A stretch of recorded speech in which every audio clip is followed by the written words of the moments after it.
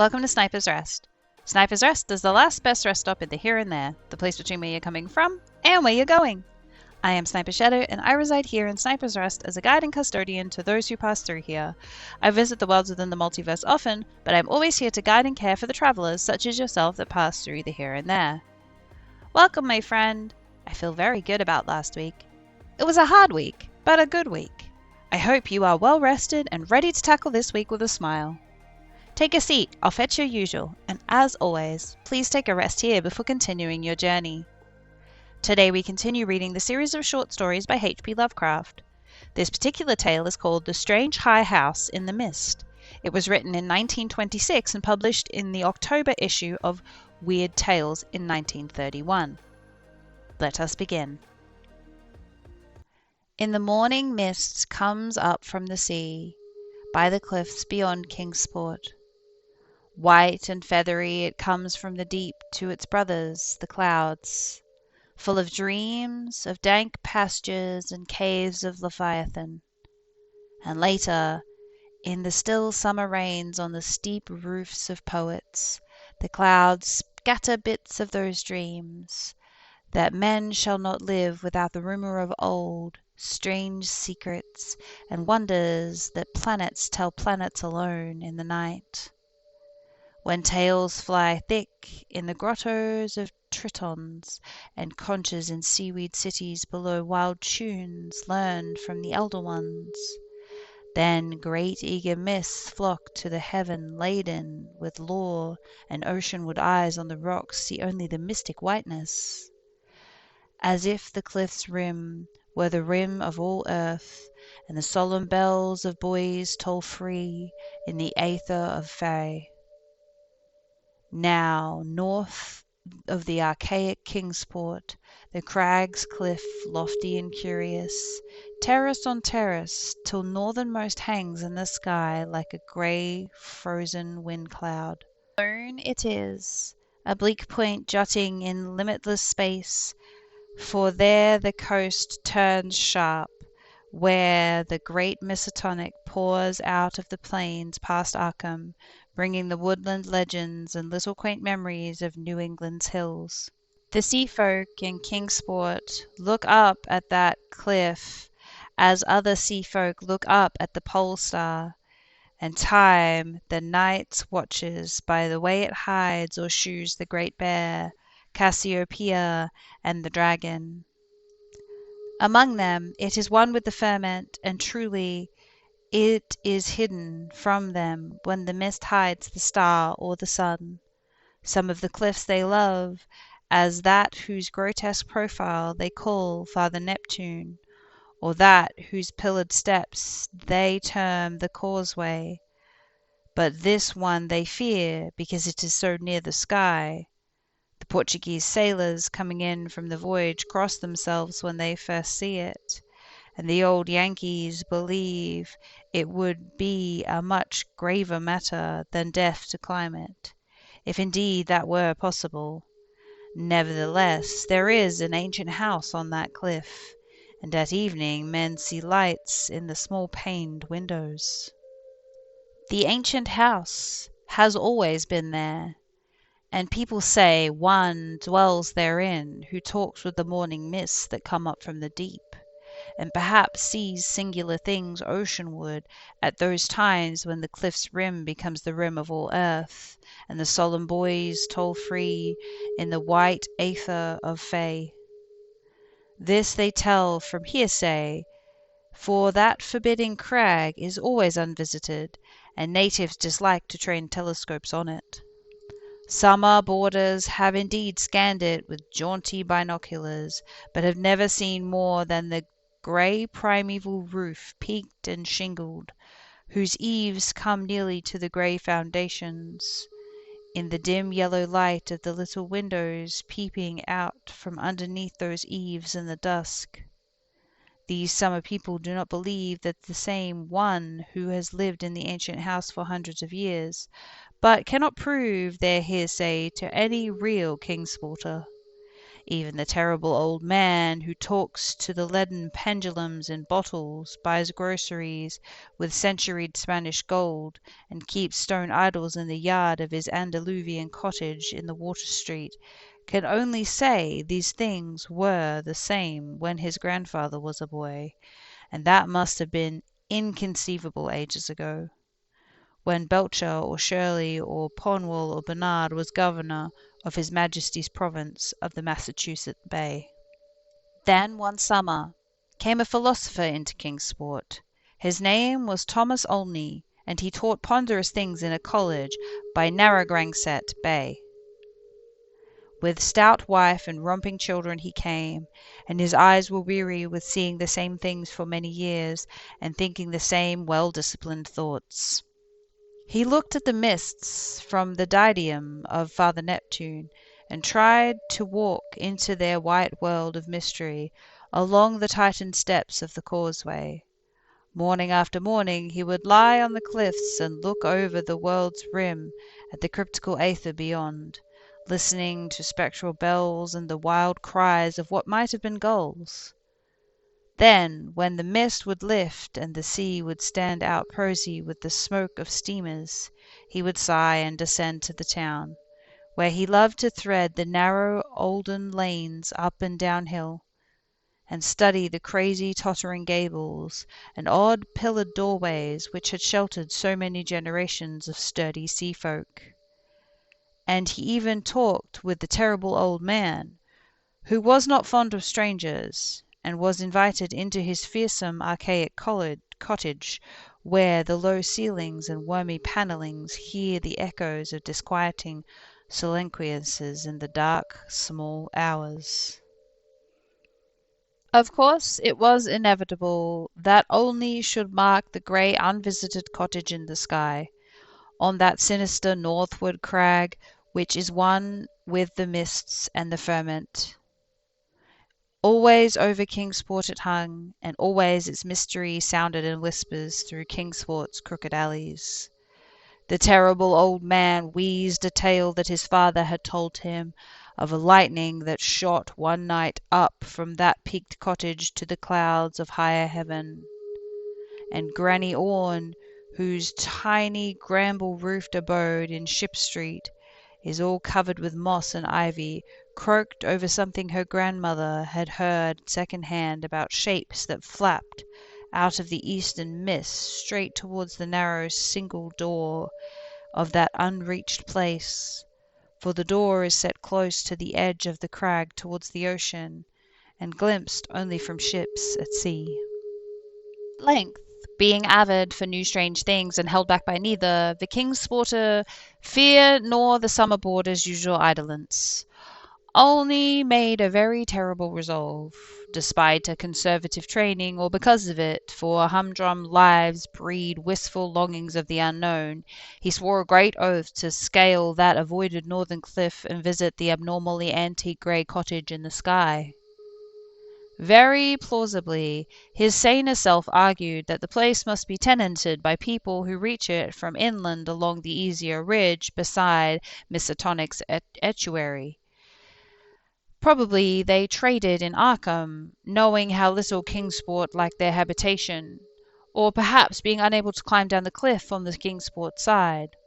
Olney walked out along the lesser cliffs to where the great crag leaped insolently up to consort with celestial things, and became very sure that no human feet could mount it or descend it on that beetling southern slope. East and north it rose thousands of feet vertically from the water, so only the western side, inland and towards Arkham, remained. One early morning in August, Olney set out to find a path to the inaccessible pinnacle. He worked northwest along pleasant back roads, past Hooper's Pond and the old brick powder house, to where the pastures slope up to the ridge above Misotonik, and give a lovely vista of Arkham's white Gregorian steeples across leagues of river and meadow. Here he found a shady road to Arkham, but no trail at all in the seaward direction he wished. Woods and fields crowded up high the bank of the river's mouth, and bore not a sign of man's presence, not even a stone wall or a straying cow, but only the tall grass and giant trees and tangles of briars that the first people might have seen. As he climbed slowly east, higher and higher above the estuary on his left, and nearer the sea, he found the way growing in difficulty, till he wondered how ever the dwellers that disliked the place managed to reach the world outside, and whether they came often to market in Arkham. The trees thinned out, and far below him on his right he saw the hills and antique roofs and spires of Kingsport. Even Central Hill was a dwarf from this height, and he could just make out the ancient graveyard by the Congregational Hospital, beneath which rumour said some terrible caves or burrows lurked. Ahead lay sparse grass and scrub blueberry bushes, and beyond them the naked rock of the crag and the thin peak of the dreaded grey cottage. Now the ridge narrowed, and Olney grew dizzy at his loneness in the sky.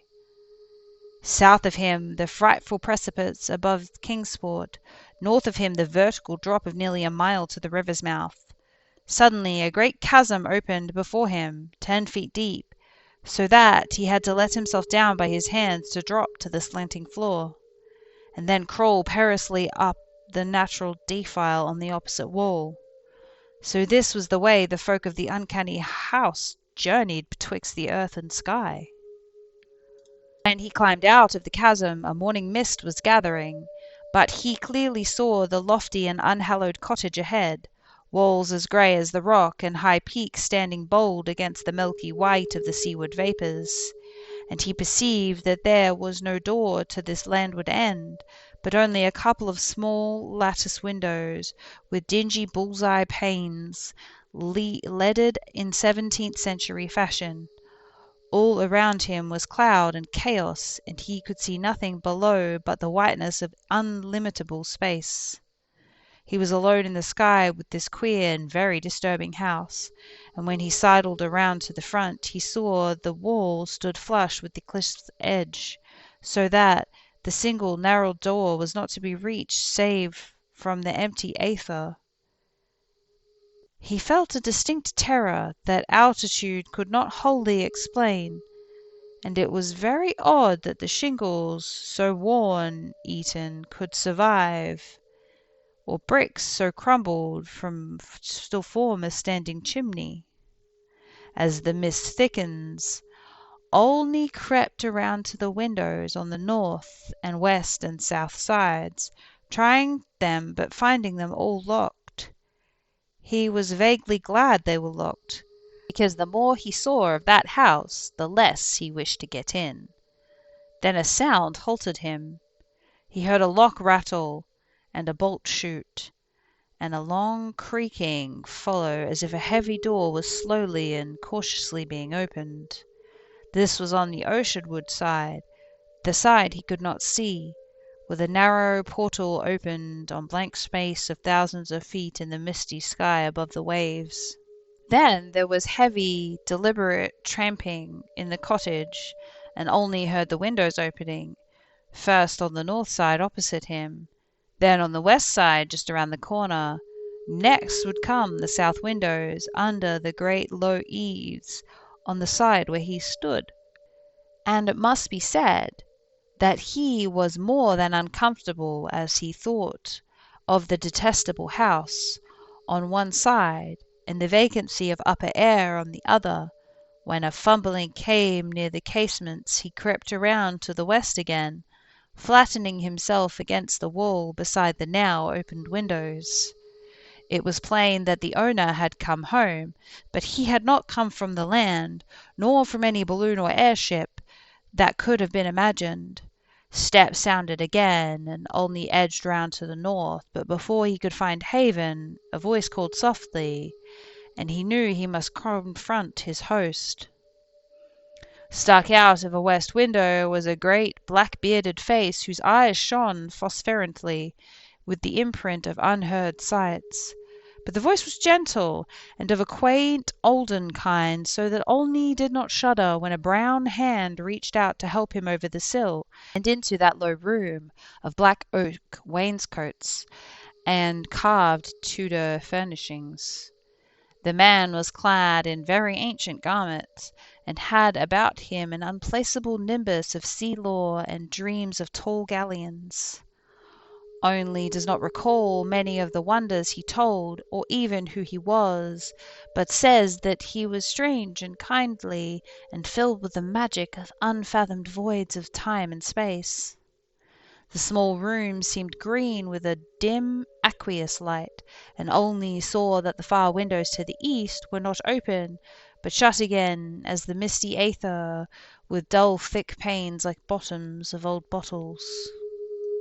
The bearded host seemed young, yet looked out of eyes steeped in the elder mysteries, and from the tales of marvellous ancient things he related, it must be guessed that the village folk were right in saying he had communed with the mists of the sea and the clouds of the sky ever since there was any village to watch his taciturn dwelling from a plain below. As the day wore on, still Olney listened to rumours of old times and far places, and heard how the kings of Atlantis fought with the slippery blasphemes that wiggled out of rifts on the ocean floor, and how the pillared and weedy temple of Poseidon is still glimpsed at midnight by lost ships, who know it's by sight that they are lost. Years of the Titans were recalled, but the host grew timid when spoke of the first dim age of chaos before the gods or even the Elder Ones were born. And when only the other gods came to dance at the peak of Hagtheth-kai in the stony desert near Ultha, beyond the river Sky. It was at this point that there came a knocking on the door, that ancient door of nail-studded oak, beyond which lay only the abyss of white cloud. Olney started in fright, but the bearded man motioned him to be still, and tiptoed to the door to look out through the very small peephole. What he saw he did not like, so he pressed his fingers to his lips and tiptoed around to shut and lock all the windows, before returning to the ancient settee to settle beside his guest. Then Olney saw, lingering against the translucent squares of each of the little dim windows in succession, a queer black outline as the caller moved inquisitively about before leaving. He was glad his host had not answered the knocking, for there are strange objects in the great abyss, and the seeker of dreams must take care not to stir up or meet the wrong ones. Then the shadows began to gather, first little fugitive ones under the table, then bolder ones in the dark panelled corners. And then the bearded man made enigmatical gestures of prayer, lit tall candles and curiously wrought brass candlesticks. Frequently he would glance at the door as if he expected someone, and at length his glance seemed answered by a singular rapping, which must have followed some very ancient and secret code. This time he did not even glance through the peephole, but swung the great oak bar and shot the bolt, unlatching the heavy door and flinging it wide to the stars and mists. And then, to the sound of obscure harmonies, there floated into that room from the deep all the dreams and memories of earth's sunken mighty ones. And gold flames played about the reedy locks, so that Olney was dazzled as he did them homage. Trident-bearing Neptune was there, and sportive Tritons and fantastic Nereids, and upon Dolphin's back was balanced a vast crenulate shell wherein rode the grey and awful form of primal Nordens, lord of the great abyss. And the conches of Trident gave weird blasts, and the Nereids made strange sounds by striking on the grotesque resonant shells of unknown lurkers in black sea caves. Then hoary Nordens reached forth a wizened hand and helped Olney and his host into the vast shell, whereat the conches and the gongs set up a wild and awesome clamour, and out into the limitless aether reeled that fabulous train, the noise of whose shouting was lost in the echoes of thunder. All night in Kingsport they watched a lofty cliff when the storm and the mist gave them glimpse of it, and when towards the small hours the little dim windows went dark, they whispered of dread and disaster, and Olney's children and stout wife prayed to the blander proper gods of Baptists, and hoped that the traveller would borrow an umbrella and rubbers unless the rain stopped by morning. Then dawn swam dripping and mist-reefed out of the sea, and the boys told solemn in vortices of white aether. And at noon elfin horns rang over the sea as Olney, dry and light-footed, climbed down from the cliffs to antique Kingsport, with the look of far places in his eyes. He could not recall what he had dreamed in the sky-perched hut of that still nameless hermit, or say how he had crept down that crag untraversed by other feet. Nor could he talk of these matters at all save with the terrible old man, who afterwards murmuring queer things in his long white beard, vowing that the man who came down from this crag was not wholly the man who went up, and that somewhere under that grey-peaked roof, or amidst the inconceivable reaches of that sinister white mist, there lingered still the lost spirit of him who was Thomas Olney. And ever since that hour, through dull dragging years of greyness and weariness, the philosopher has laboured and eaten and slept and done so uncomplaining in the suitable deeds of citizen. Not any more does he long for the magic of farther hills, or sigh for the secrets that peer like the green reefin at the bottomless seas. The sameness of his days no longer gives him sorrow, and well-disciplined thoughts have grown enough from his imagination. His good wife waxes stouter, and his children older and prosier and more useful, and he never fails to smile correctly with pride when the occasion calls for it. In his glance there is not any restless light, and if he ever listens for solemn bells or far elfin horns, it is only at night when old dreams are wandering. He has never seen Kingsport again, for his family disliked the funny old houses and complained that the drains were impossibly bad. They have a trim bungalow now at Bristol Highlands, where no tall crag tower, and neighbours are urban and modern.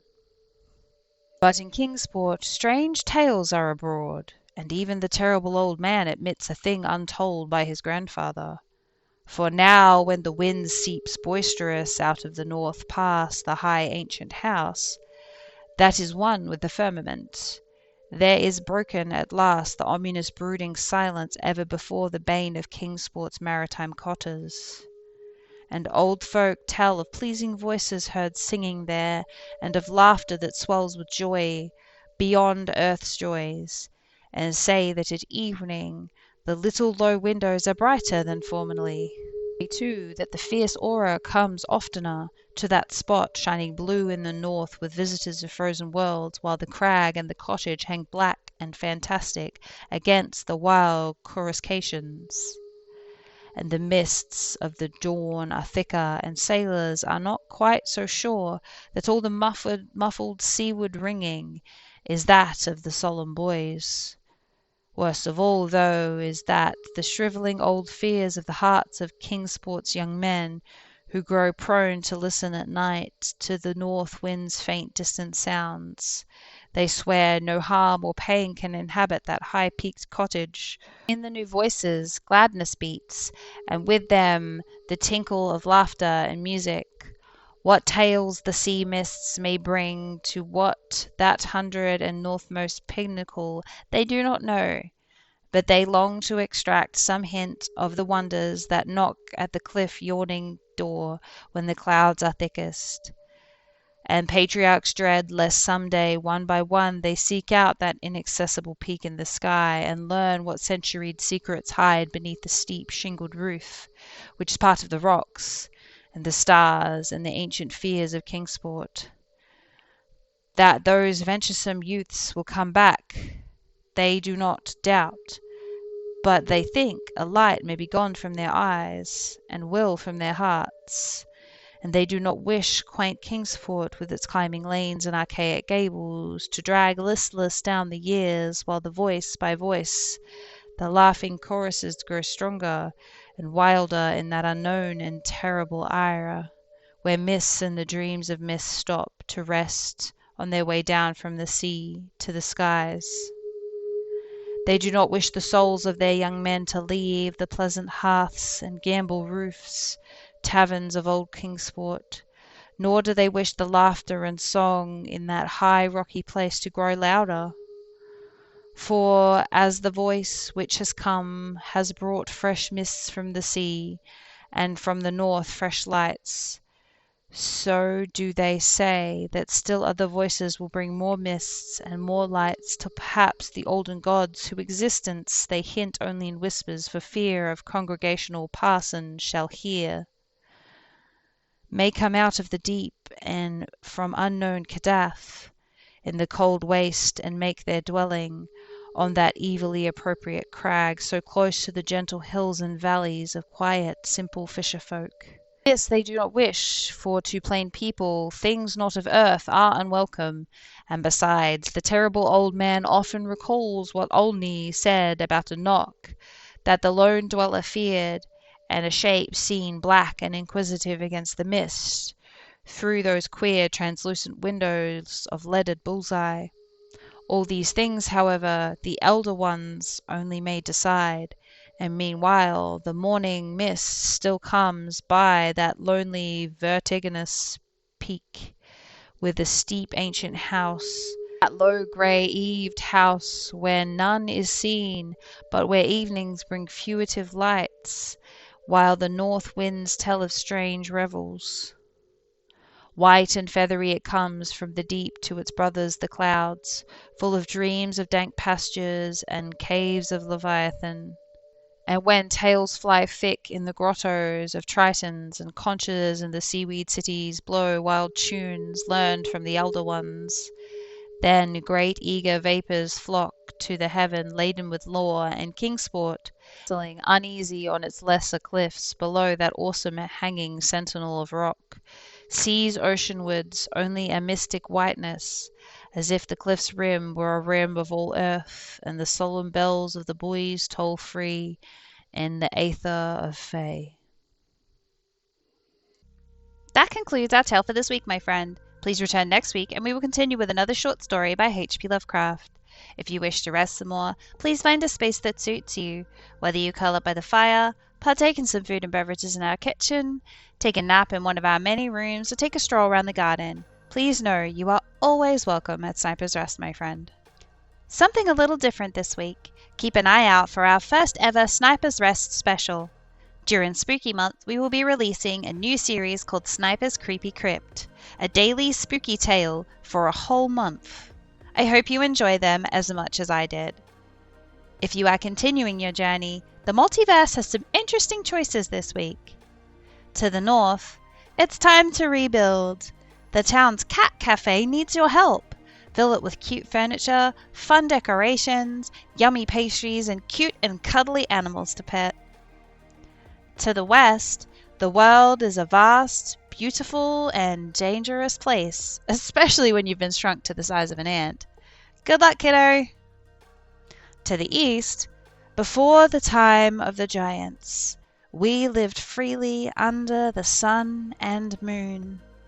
Centuries have passed, but those stories of the surface world have been passed down through the generations.